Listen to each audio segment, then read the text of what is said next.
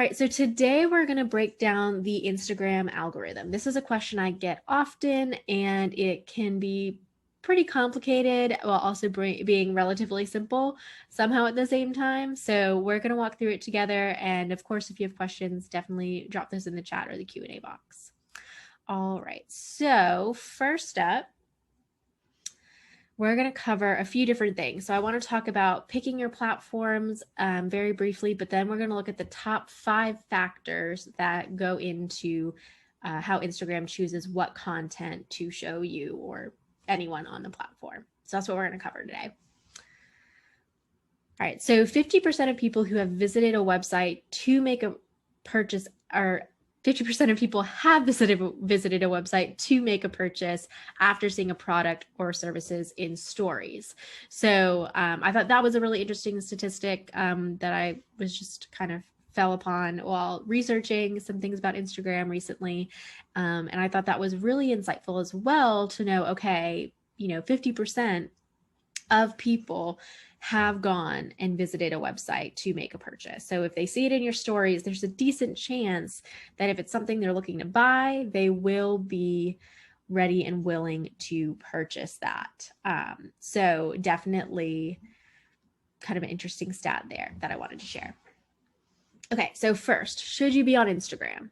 So I've done a few blog posts about this, so you can definitely check those out on my website. But I found, based on the most recent statistics, that if you are targeting anyone 35 or younger, if you are wanting to basically work with millennials or Gen Z, and if you're very graphics focused, it can be a really good platform for you. Now, that doesn't mean you can't target 60 plus or people in their 40s or, whoever on Instagram.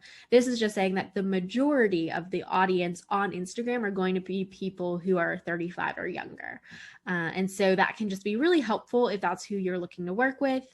And then the second question of, do you have the time, skill set, and resources to create beautiful graphics and engage regularly with others?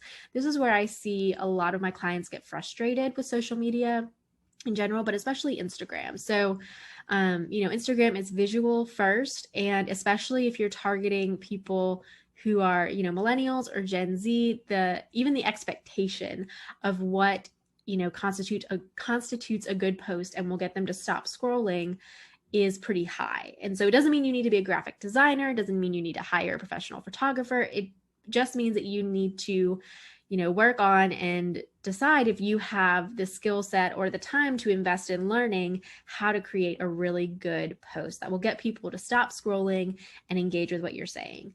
And so if you're not, like I said, if you're not a professional photographer or maybe a graphic designer, there are tools that can help you do that. And there's even some small things that you can do when taking a picture or posting or creating filters and things like that to help, make it an engaging piece of content. The other question to ask is, where does this fit into your larger marketing strategy? So Instagram is like the most popular kid, right? Everyone wants to be on Instagram. It's what everyone's talking about. And Facebook, the owner of Instagram, is putting a lot of time, money, and energy into creating this platform that can really help businesses grow, whether it's brand awareness or actually becoming a full e-commerce site. There's a lot of things that they're wanting people to do. And so you have to think about how that fits into your strategy and if you can really get the type of response that you want and need from Instagram. So for example, Instagram is actually not one of my top priorities when it comes to my own WDS content and marketing strategy, because most of my clients are not going to be on the platform because I'm looking to work with people who are 40 or older typically, right? Who are like Gen X and baby boomers. That's my target market. And so knowing that, I know that Facebook is where I get a lot more traction. I get a lot of traction on LinkedIn. Even what people are looking for, Instagram, it's not the right platform for me to invest a lot of time, my limited time and energy, right? And so I still do it and I still keep up with it. And I do Instagram marketing for lots of my clients, but it's helpful for me to know for my business whether or not it's the right tool for me. So even asking yourself those kinds of questions of like, where does it fit into that larger marketing strategy?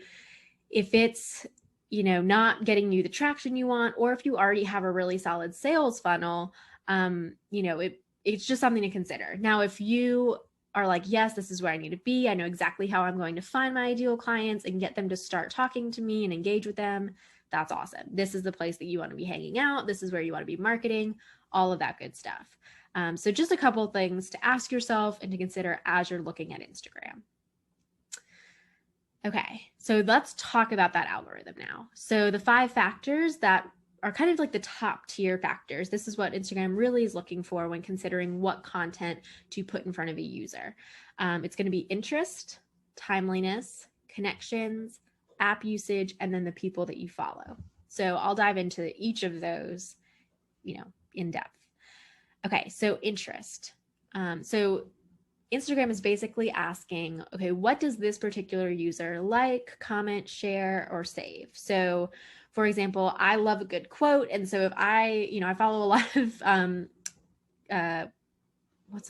a lot of users that post, little quotes in fun graphics, or inspire, people that post artwork and have inspiring quotes in them, things like that. And so the more that I like that content or comment on it or save it or like send it to a friend, the more of that content Instagram is going to feed me. So it's the same thing for your users. So when you're thinking about, okay, what does my ideal client want to engage with? What is making them, stop what they're doing and comment on or save this post?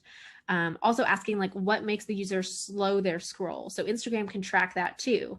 I'm sure you've probably seen, especially like teenagers, like just scrolling through as if their thumb, has some crazy like flexibility. And you're like, are they even seeing what's going on? I know for me, sometimes I'm like, I couldn't even tell you the last 3 images I looked at on Instagram. It's just almost a reflex now. But Instagram can tell when I slowed down to really look at something. And so they'll keep that data and use that to know, okay, Hannah likes this content, so let's share more of this. So like, I love pictures of puppies, obviously, right? Who doesn't love a good puppy picture? And so the more that I've liked that content, anytime one of my followers gets a new puppy, or anytime, someone posts about a dog, it's on my feed. And there's plenty of people I follow that, like, if I go and search out their profile, they've posted like 10 different things since then, but they haven't included a dog. And so it hasn't shown up on my feed. So that's something to keep in mind when you're creating content, is what is it that my ideal customers and clients are engaging with? What is it that they care about? What do they want to know more about? So that's one piece of that. And a way that you can do this is do some social listening. So research what it is people are doing on Instagram and the people that you want to connect with. So something you can do to do that is check out your competitors. If you are selling baby products, look at other baby product companies that are in your industry, like niche, and see who's following them. See, what kinds of posts are getting the most engagement on their profiles.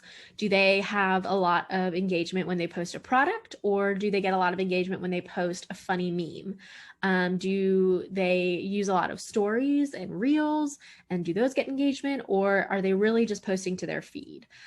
All of that kind of stuff can be really, really helpful. And then you can even look at those followers and the followers of those, like, you can kind of go down this rabbit trail of, okay, who is following this company and who follows those people, or, what are all these connections? What are the interests here? And so a lot of this is just social listening.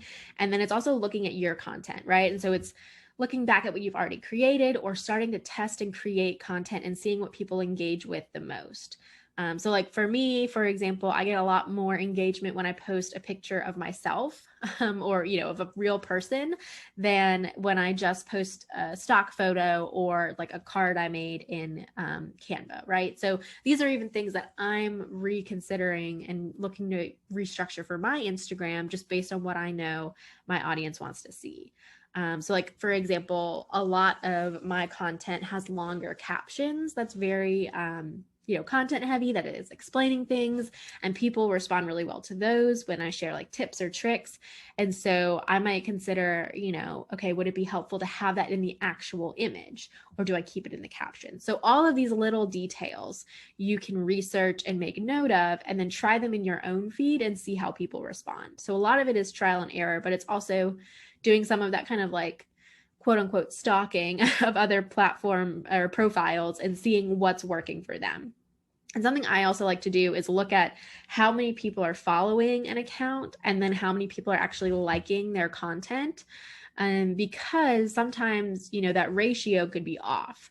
So if 1 million people are following an account, but only 80 people are actually liking their content, one, that tells me those people that are following may not be real. They might be bots of some kind, or it could be that the content they're sharing is not hitting the mark with their followers.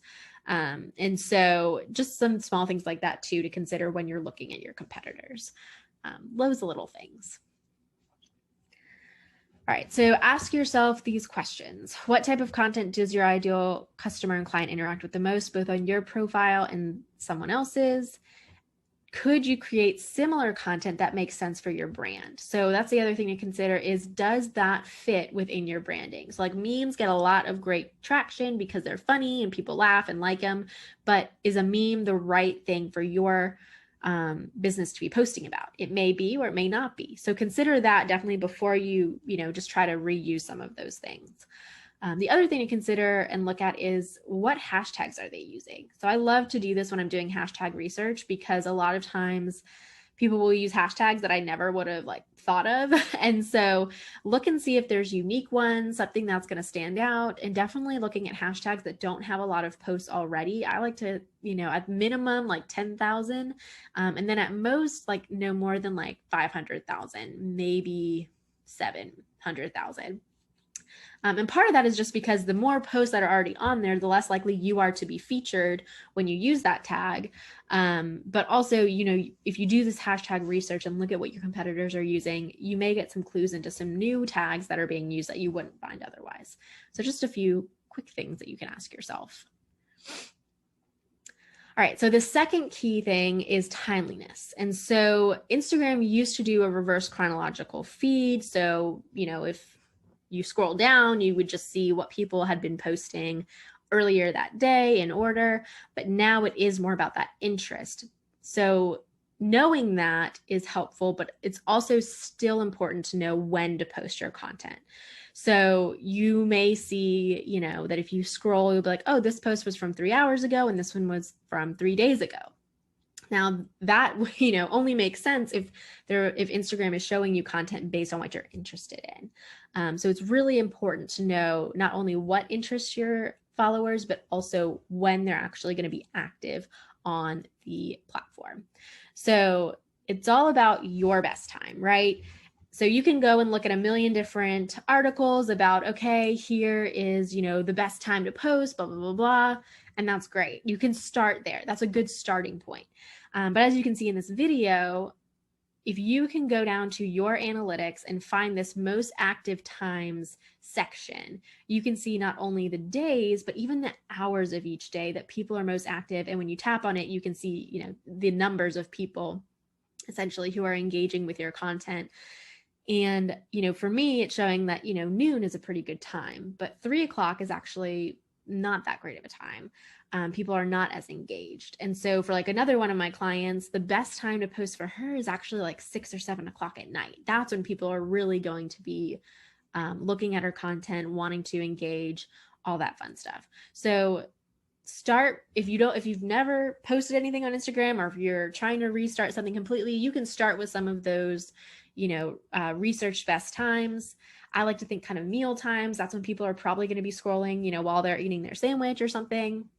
But then start to make sure you're looking at your data so you know exactly when people are actually going to be online and looking at your content. So that's just another key piece there. So this is just kind of some really practical ways to do it. So for a week, post all your content at the same time. So maybe you want to test out, okay, is 10 a.m. better than 2 p.m.? Start by posting all of your content at 10 a.m. And then the next week, post similar content, not the exact same, but something similar. So you don't have too many variables, but post it at 2 and see how the engagement rate changes and if it does. Now, a week's not a lot of time to collect data and, things happen.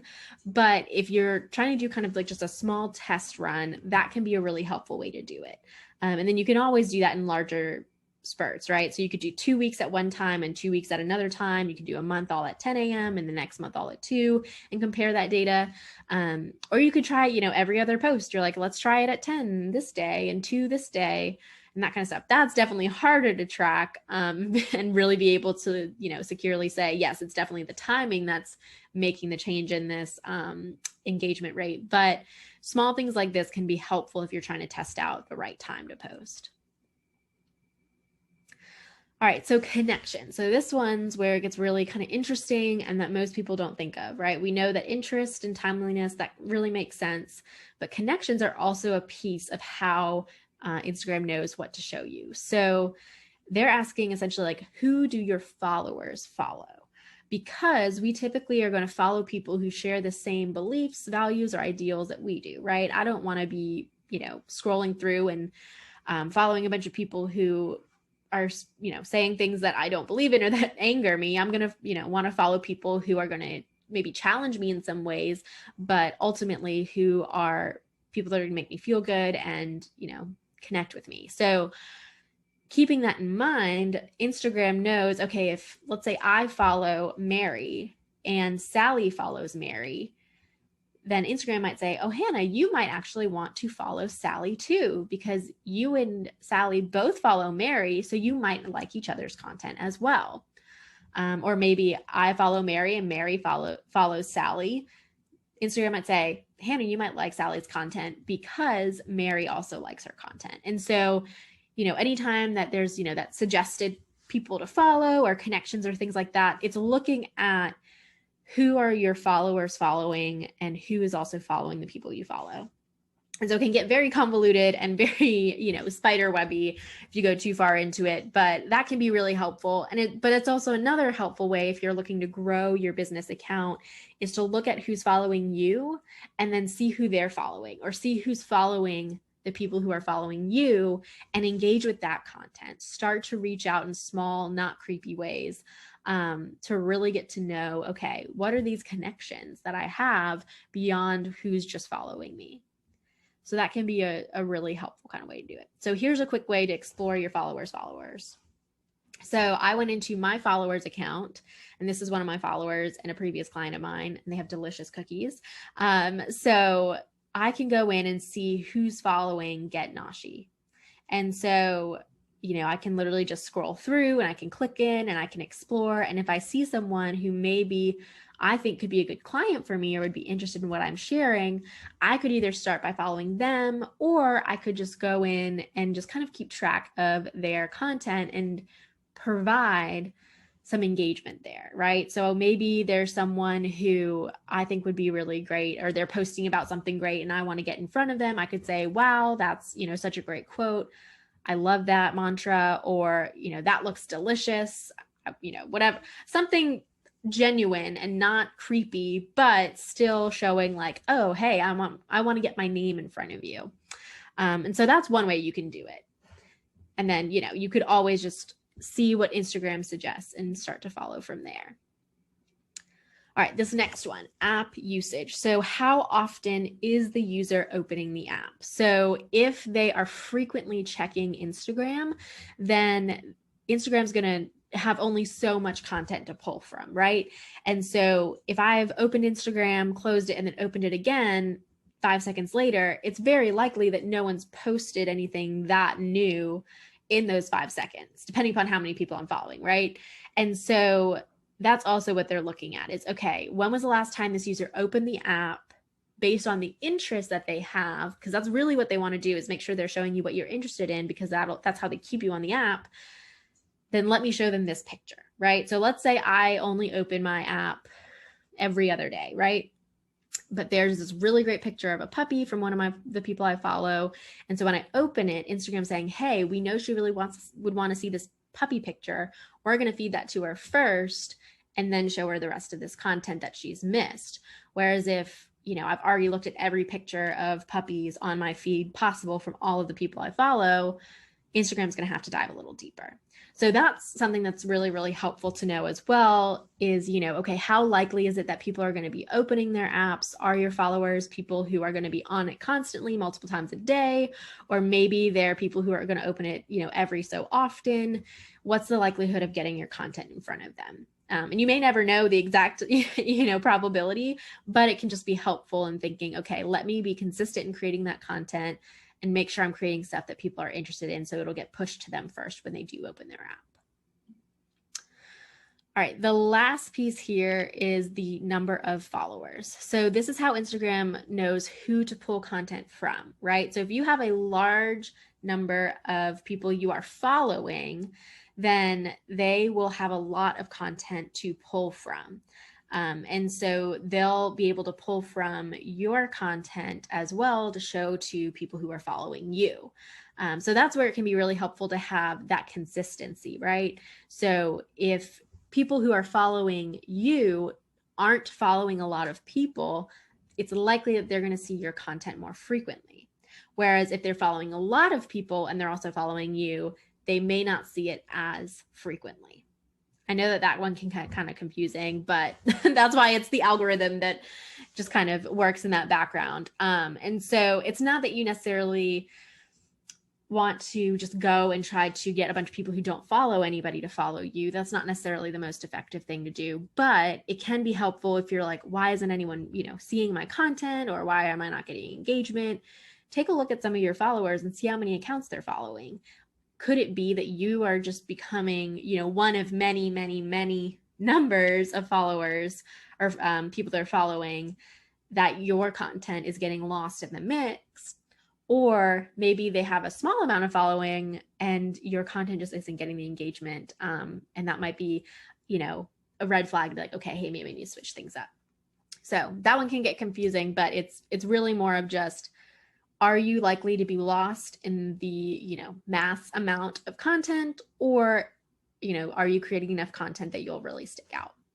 So those are some helpful pieces there. All right, so how to play the algorithm.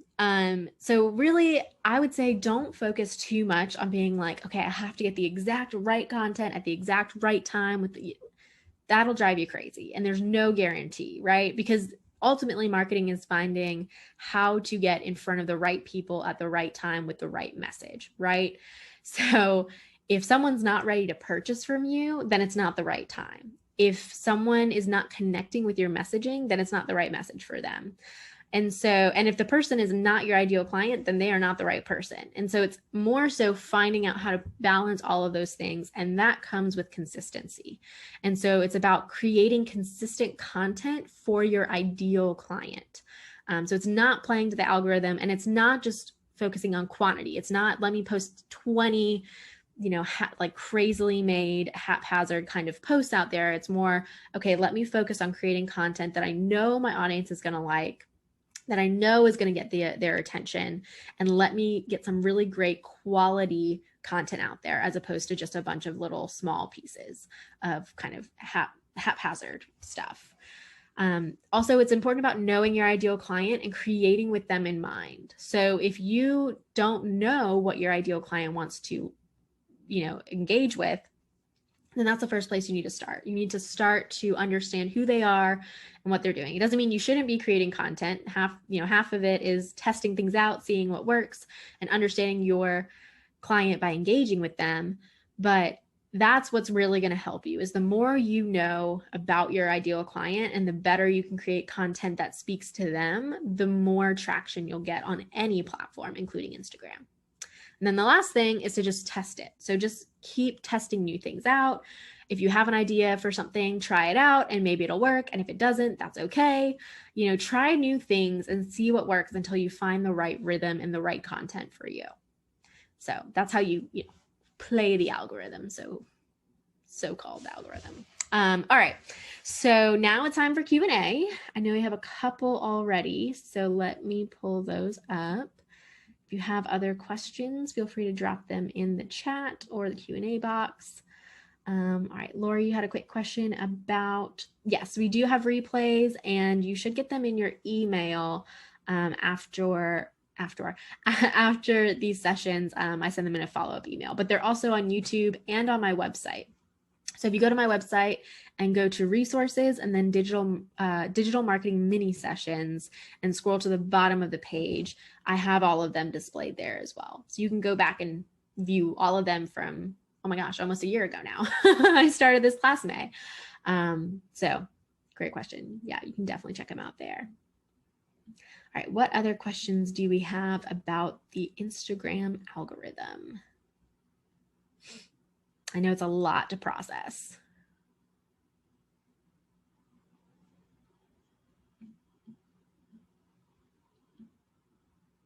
Lori, I'll double check that for you if you haven't been getting the follow-up emails.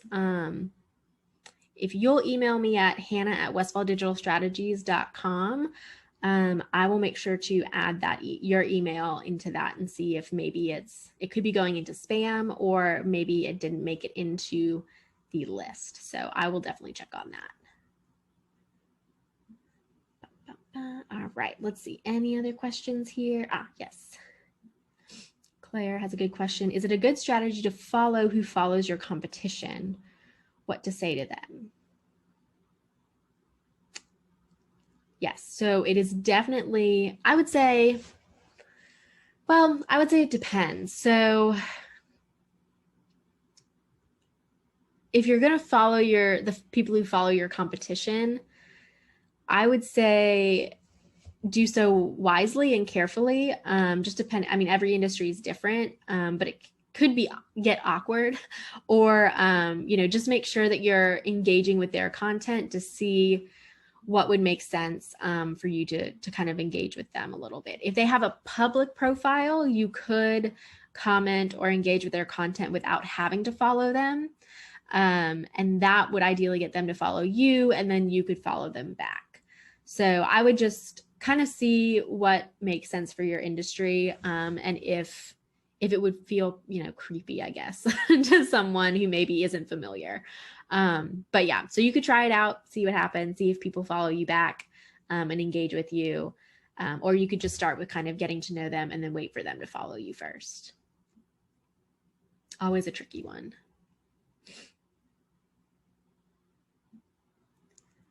All right, we've got 2 minutes left. So if anyone has any other questions, now is your moment to ask.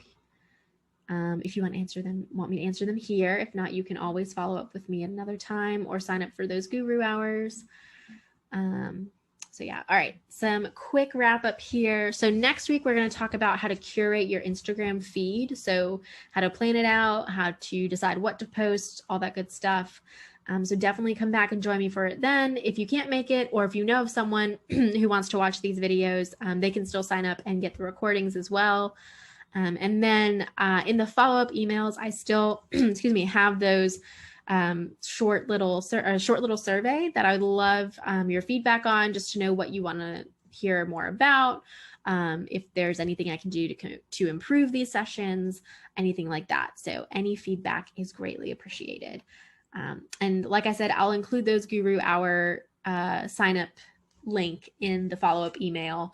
So if you want to schedule some time with me, you can definitely do that. But yeah, so thank you all so much for attending, and I will see you next week. Have a great weekend. Bye.